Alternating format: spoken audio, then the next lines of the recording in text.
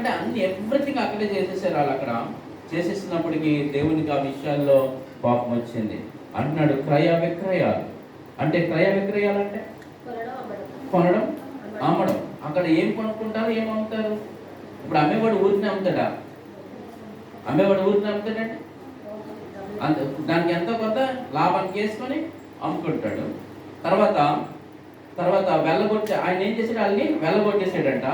తర్వాత రోకలు మార్చుకోవాలి. అంటే రోకలు అంటే డబ్బులు, ఎక్స్చేంజ్. ఈరోజు మనకి దుబాయ్ నుంచి ఎవరైనా వచ్చారంటే, మనం దుబాయ్ వెళ్ళాలనుకోండి, మనం ముందు డబ్బులు, మన ఇండియన్ డబ్బులు బయట మార్చుకొని వెళ్ళాలి. ఆ రోకలు మార్చుకొని మన దుబాయ్ కంట్రీ అమౌంట్ తీసుకొని మనం వెళ్ళాలి. అలాగా అటువంటి పరిస్థితి. అంటే అన్ని రకాల ప్రాంతాల నుంచి ఆ రోజు అక్కడికి వస్తారు కాబట్టి అది కూడా ఆ ప్రాంతంలోని అది పెట్టారు అక్కడ. ఈ పస్కా పండగకి అందరూ వస్తారు కాబట్టి ఇక్కడ మనం ఏం చేయాలంటే ఇవన్నీ కూడా పెట్టాలనేసి పెట్టారు. ఆయన వచ్చేటప్పటికి అది మందిరంగా అనిపించలేదు. అది ఎలా ఉందంటే వ్యాపార ఇల్లుగా కనబడింది ఆయనకి. తర్వాత ఇంకా అంటున్నాడు, ఇంకా గువ్వలమ్మ వారి పీటలు పడద్రోసి దేవాలయం గుండా ఏ పాత్ర అయినను ఎవరిని తేనీయకుండా ఉండేను. అంటే ఇంకా గువ్వలు ఇవన్నీ దేనికంటే యేసు ప్రభు పుట్టినప్పుడు కూడా మరియా బలిగా ఏటిని అర్పించారు? గువ్వల్ని, పావురాల్ని అర్పించినట్లుగా మనకి తెలుస్తూ ఉంటుంది. అంటే చిన్న చిన్న కృతజ్ఞత అర్పణల కింద అవి అర్పించడానికి కూడా మనకి కనబడుతూ ఉన్నాయి. ఇప్పుడు ఇక్కడ దేవుడు చెప్తున్న మాట ఏంటంటే, ఆయన ఏమని బోధిస్తున్నాడంటే, ఆయన అక్కడ బోధించే బోధ, నా మందిరము సమస్తమైన అన్ని జనులకు ప్రార్థనా మందిరం అనబడను అని రాయబడలేదా? అయితే మీరు దానిని దొంగల గుహగా చేసి తిరిగారు. ఎలా చేశారంటే, ఇప్పుడు దీన్ని మనం అప్లికేషన్ చేసుకుందాం, మనం అన్వయించుకుందాం. మన హృదయము ఎలా ఉంది? దొంగల గుహగానే ఉందా? Thank you. అంతే కదమ్మా, ఏం డౌటే లేదు అందులో. మన హృదయము ఎలా ఉందంటే దొంగల గుహగా ఉంది. మన అందరం మాత్రం దేవుని మందిరంలో ఉన్నాం. మనందరం ఎక్కడ ఉన్నాం? మనం తిట్టుకుంటాం, కొట్టుకుంటాం, అన్ని చెప్పుకుంటాం, చేస్తాం, అన్నీ చేస్తాం. ఇలాంటివి ఎన్నో మన దగ్గర ఉన్నాయి. రోకలు మార్చడం ఏంటి, తర్వాత వెలగొట్టడాలు ఏంటి, ఇవన్నీ కూడా వీటిలోనే ప్రతిదీ కూడా మనం అన్వయించుకుంటే మన జీవితాలు అలాగే ఉన్నాయి. కానీ దేవుడు ఆ రోజు శుద్ధి చేస్తున్నది బాహ్యమైన దేవాలయం అయినప్పటికీ ఈరోజు శుద్ధి చేస్తున్న మంది అంతరంగాన్ని శుద్ధి చేస్తున్నాడు. ఈరోజు మన అంతరంగాన్ని ఆయన శుద్ధి చేస్తున్నాడు. ఆ రోజు దేవాలయాన్ని శుద్ధి చేస్తున్నాడు. ఈరోజు ఆయన వాక్యంతో మన అంతరంగాన్ని శుద్ధి చేస్తూ ఉన్నాడు. అందుకోసమే అంటున్నాడు, నా మందిరము సమస్తమైన అన్ని జనులకు ప్రార్థనా మందిరము అనబడును అని రాయబడలేదా? అయితే మీరు దానిని ఎలా చేశారంటే దొంగల గుహగా చేశారు.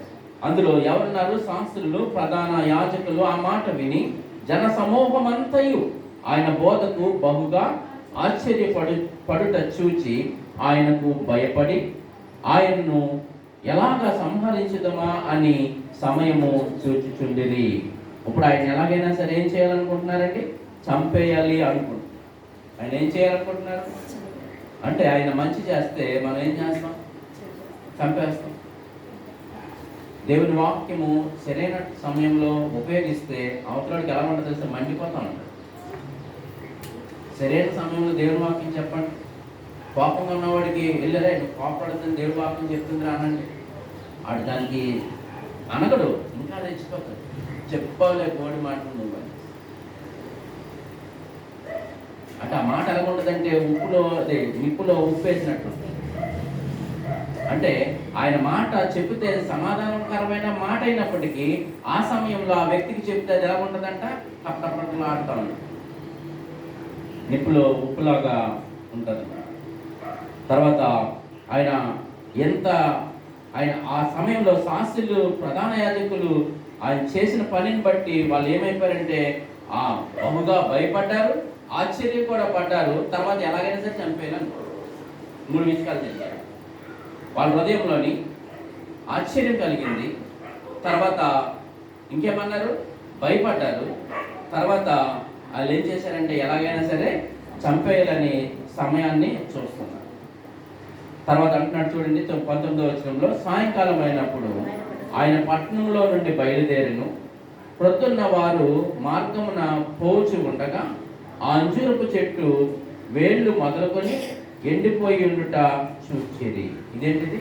వచ్చినప్పుడు ఏమైంది? అది సోమవారం ఏమైంది? సోమవారం ఆయన అడుగుపెట్టాడు, ఆదివారం అక్కడ జయోత్సవం జరిగింది, సోమవారం మరునాడు అక్కడ చూశాడు, యెరూషలేములోని అంజూరపు చెట్టుని చూశాడు.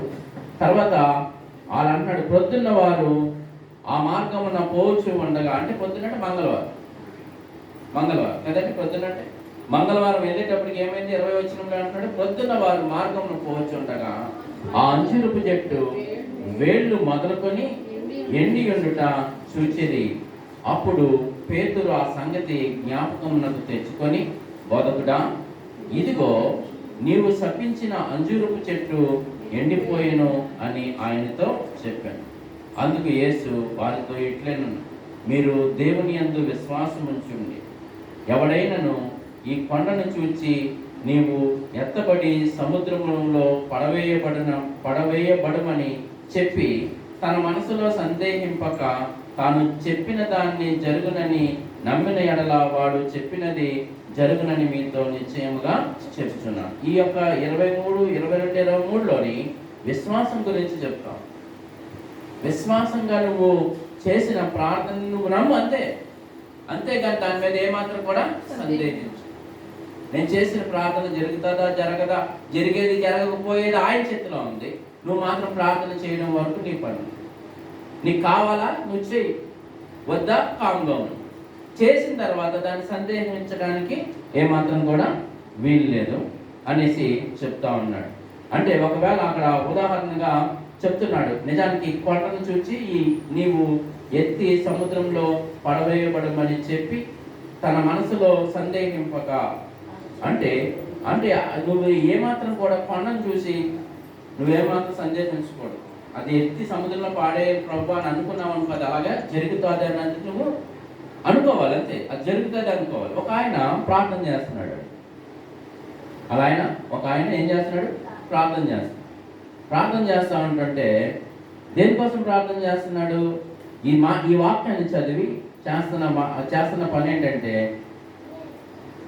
ఒక ఆవిడ పని ఏంటంటే ఇల్లంతా ఊడ్చి అక్కడ పెట్టింది, చెత్త అక్కడ పెట్టి అంటుంది, ఇది దేవుడు వాక్యం చెప్పాడు కదా, సందేహించక ప్రార్థన చేయమని అనేసుకొని ఇది అవుతుందా అవదా అనేసి నువ్వు ప్రార్థన మొదలెట్టావు. ఏమని? ఇది ఇక్కడ తుడిచిపెట్టిన ఈ ఇల్లు మట్టి అంతా ఇది అవతల పక్కకి వెళ్ళిపోవాలని ప్రార్థన చేసింది. అర్థమవుతుందా? ఈవిడలోని మీరు బాగా గమనిస్తే ఈవిడ కళ్ళు తెలిసి అనుకుందంట, నాకు తెలిసి ఇది వెళ్ళదని. ఏమనిందంట? నాకు తెలుసు ఇది వెళ్ళదని. అసలుకి ఆవిడ ప్రయత్నం మొదట్లోనే ఇది వెళ్తాదో వెళ్ళదో అనుకునే దిగింది. అందులో ఇది వెళ్తాదో వెళ్ళదో అనే ప్రార్థన మొదలెట్టింది, కానీ ఇది వెళ్తాదని మాత్రం ప్రార్థన వల్ల. ఇది ఒకలాగా ఉంటే ఇంకొక సందర్భంలోని ఒక మందిరం ఉంది, ఆ మందిరం ఎదుర్కొంటా బార్ షాప్ వచ్చి పెట్టారు. ఆ బార్ షాప్ గురించి రోజు ప్రార్థన చేస్తున్నారంట. ఈ మందిరం చేస్తున్నాడని ఆ బార్ షాప్ ఓనర్ కూడా తెలిసింది, వీళ్ళు ఇక్కడి నుంచి తీసేయాలని మమ్మల్ని ఏం అడగకుండా ప్రార్థన చేస్తున్నారు అనేసి వీళ్ళు చేస్తున్నారు. ఆయనకి తెలిసింది, ఆయన ఊరుకున్నాడు. ఒక రోజుకి గవర్నమెంట్ ఏం చేసిందంటే ఆ బార్ని అక్కడి నుంచి తీసేసిన తర్వాత వాడు ఏం చేసాడంటే, ఇదిగో వాళ్ళు ప్రార్థన చేయబట్టే నా బార్ ఎక్కడి నుంచి తీసేసారనేసి ఆడు గొడవ పెట్టి కోర్టులోకి వేసిన తర్వాత వీళ్ళని అడిగితే, మీరు ప్రార్థన చేశారా అంటే, మేము ప్రార్థన చేయలేదు అన్నారు. వీళ్ళకి భయం. అంటే నిజమేనంటే మేము ప్రార్థన చేశాం కాబట్టి మా దేవుడు తీసేటంటే ఆయన నామానికి మహిమ కలుగుతుంది కదా. ఇలా అలా చెప్పకుండా ఆడు చాలా ధైర్యం చేశాడు. వాళ్ళు ప్రార్థన చేశారు కాబట్టి నా దగ్గర తీసేయండి ఆడు అన్నిటి చెప్తున్నాడు, కానీ వీళ్ళు మాత్రం విశ్వాసులు అయ్యి ఉండి వీళ్ళు మాత్రం ఒక మాట చెప్పలేదు. చూడండి మన పరిస్థితి కూడా అంతే. మనం నవ్వుకుంటున్నాం కానీ మనసు కూడా దేవుడు చేసిన ప్రతి కార్యాన్ని మనం గట్టిగా చెప్పాలి, అది అరిచి మరీ చెప్పాలి. అంటాడు, నువ్వు చెవుల్లో చెప్పబడింది మిద్దెల మీద నుంచి వినిపించాలి.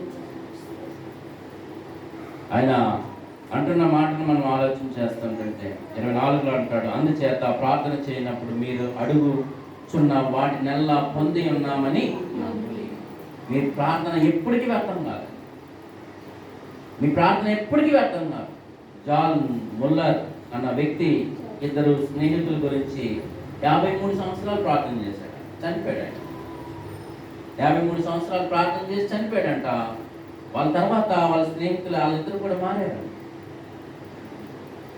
ఎందుకని? ఇప్పుడు నేను చేసిన ప్రార్థన ఇప్పుడు నేను జీవించే కాలంలో జరగవచ్చు, జరగకపోవచ్చు, కానీ నేను చనిపోయిన తర్వాతైనా జరుగుతుంది.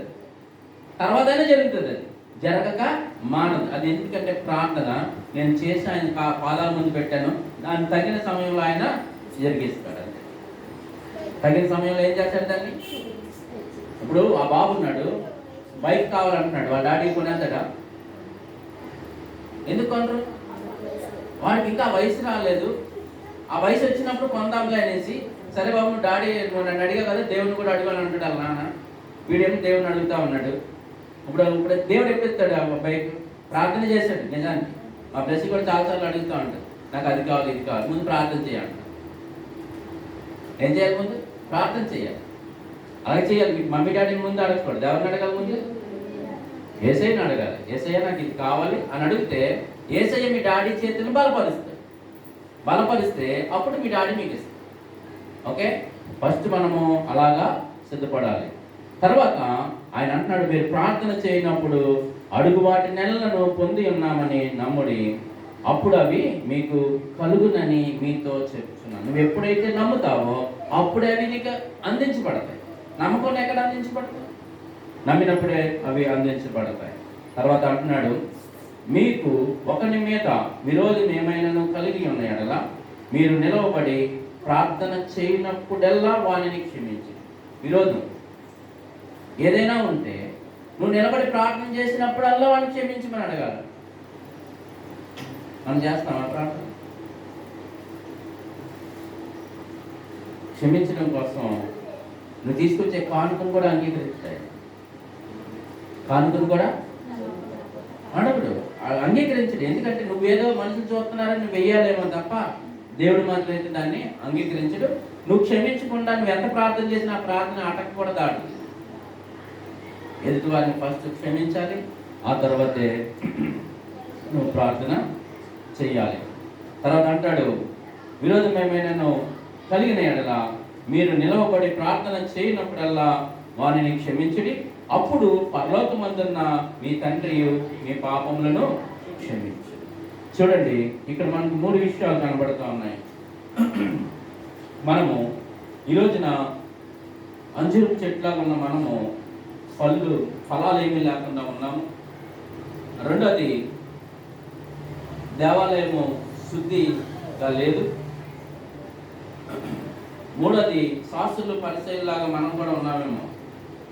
ఆయన మాటని ఇన్ని చెప్పినా దాన్ని తిరస్కరిస్తూ ఉంటాం, ఒకసారి వాటిని పక్కన పెడతా ఉంటాం. కాకపోతే ఆయన అన్న మాట ఏమాత్రం కూడా ఆగలేదు. వాళ్ళు తిరిగి వచ్చేటప్పటికి మళ్ళీ అంజూరపు చెట్టు ఏమైపోయిందండి? ఎండిపోయింది. ఇశ్రాయేలీలు ఆయన చనిపోయిన 40 సంవత్సరాలకే వాళ్ళందరూ కూడా సర్వనాశనం చేశాడు. కైతాస్ అనే చక్రవర్తి ఆ ఇశ్రాయేల్ దేశాన్ని అంతటిని తొక్కి దగ్గర 60 లక్షల మంది యూదుల్ని ఓచకోతకు వచ్చి చంపేశారు. యెరూషలేములో రక్తము ఏరులై పారింది. 60 లక్షల మంది అండి యూదుల్ని, ఒకటా రెండా కాదు. ఇశ్రాయేలీలు అటువంటి పరిస్థితి. వాళ్ళ దగ్గరికి వెళ్తే ఫలాలు ఏమి కనబడలేదు. నీ దగ్గరికి దేవుడు వస్తే ఈరోజు ఫలాలు ఏమైనా కనపడుతున్నాయా? ఒకసారి ఆలోచన చేసుకో. లేకపోతే ప్రభువా ఒకసారి నన్ను దర్శించు అని మాట్లాడు, దేవుడు నిన్ను దర్శిస్తాడు. ఆ 20వ వచనంలో మీరు చాలా జాగ్రత్తగా మీరు ఆ వచనాన్ని మీరు జాగ్రత్తగా పెట్టి 22వ వచనంలోని ఆ వచనాన్ని మీరు 21లో ఉంది, అది చాలా జాగ్రత్తగా మీరు గుర్తుపెట్టుకోవాలి. ఆయన ఇశ్రాయేలుకి దేవుడు. ఆయన వాళ్ళ కోసం ఇక్కడికి వచ్చాడు. దాని మీద అంటు కట్టబడ్డాం. మనం ఆ కొమ్మ మీద అంటు కట్టబడ్డాం. ఫలింపని తీగలను ఆయన నరికేస్తే మనల్ని తీసుకొచ్చి దాని మీద అంటు కట్టాడు. భారం మోసేది ఇశ్రాయేలీ, వేరు మోస్తుంది తప్ప మనదేమీ లేదు. అందుకోసం మనం అతిశయించడానికి వీలు లేదు. ప్రభువా నువ్వు మాకు ఇచ్చిన కృపను బట్టి నీకు వందనాలయ్యా, మేము ఏమాత్రం కూడా తగిన వాళ్ళం కాదు.